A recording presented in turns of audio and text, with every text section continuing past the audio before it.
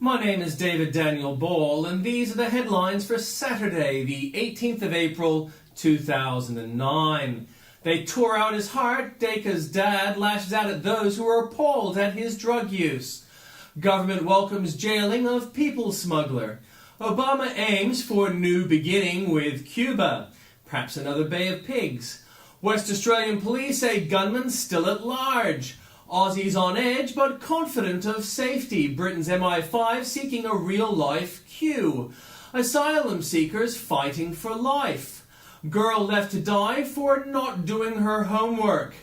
Review silences no's naive supporters. ALP rests knowing more questions won't be asked. Brain-damaged son beat mother to death. Teacher forgot GPS before fatal trick. People smuggler jailed for 6 years. Obama reveals CIA interrogation tactics without reference to terrorists. And more boat people on the way, says the government. And in comments from Tim Blair, Planet Doom looks like we're all dead. The US Environmental Protection Agency has shifted course and deemed carbon dioxide a health risk and a turnabout important to global warming related regulation.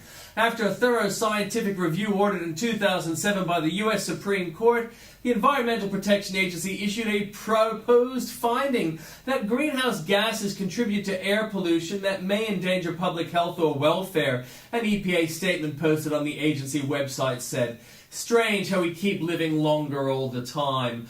Don't you just hate it when all that happens?" The Sydney Morning Herald's Malcolm Knox not only did yesterday's explosion on the fishing vessel near Ashmore Reef kill at least 3 people, it ripped a hole in the narrative of the event. And from Andrew Bolt, I could row faster. The ABC shows why Kevin Rudd has little need to fear the media. Here's the headline on its report on the latest boat to try to get here. Latest boatload began journey under Howard. 17 months ago, slowest boat trip ever, or the greatest spin. Rudd's great future, more cartoons. Kevin Rudd a year ago summoned 1,000 of our best and brightest to build us our future. 4 months late, Rudd finally announces the 2020 summit mighty results. Action is being announced on 9 modest proposals, including a children's TV station, golden gurus, retired people who would become workforce mentors, a study for an indigenous national knowledge and cultural center, and backing for the bionic eye. Oh. So time for some Rudd spin to beat this egg into a great souffle. Yes, Rudd is indeed luring people to their deaths. Immigration Minister Chris Evans admits that Kevin Rudd's media boosters yesterday furiously denied people smugglers did indeed notice Kevin Rudd had gone soft. Senator Evans conceded that Labour's decision to soften laws by dismantling the Pacific Solution could have helped people smugglers market their services. I don't think they're significant, but I do accept we have seen people smugglers market the changes, Senator Evans said. But somehow we're supposed to believe Evans and the left when they insist none of the customers of these people smugglers heeded this marketing pitch when they suddenly signed up in bigger numbers for Australia. I hear mad spinning. Talk of spin, here's the latest shameless effort from Rudd. The Prime Minister insisted the recent surge in boats intercepted off Northern Australia was due to global influences rather than his policies, and called people smugglers scum of the earth. People smugglers are the vilest form of human life, Mr. Rudd said in Sydney. They trade on tragedy of others, and that is why they should rot in jail and, in my own view, rot in hell. Classic Rudd. Don't blame him when the economy tanks. Blame bastard bosses. Don't blame him when the Pacific brand sacks workers. Blame its blood-sucking chief executive. Don't blame him when you can't meet your repayments. Blame the greedy banks. But here's the dilemma for his frantic boosters. If the boat people are no threat and in real need of saving, why demonize the people who rescue them by bringing them here? Cue left outrage at Rudd's hate-mongering. And an update. What other warnings did Rudd get that he was encouraging the scum of the earth and luring more people to some of their deaths? Australian Federal Police warned Prime Minister Kevin Rudd just weeks ago his border protection laws were making the country a magnet for smuggling. The Daily Telegraph understands the AFP also expressed reservations last year as the Rudd government wound back John Howard's tougher approach. And how much more is the Rudd government keeping secret? Home Affairs Minister Bob Debus last night refused to disclose details of the AFP intelligence. Deebus is also keeping secret whether boat people at Ashmore Reef blew up their own boat. Why the secrecy? Why are these people hiding? A smile a day keeps the divorce away. Researchers agree, smile and the spouse smiles with you, frown and you'll dine alone. In one test, the researchers looked at people's college yearbook photos and rated their smile intensity from 1 to 10. None of the people who fell within the top 10% of smile strength had divorced, while within the bottom 10% of smilers, almost 1 in 4 had a marriage that ended, the researchers say.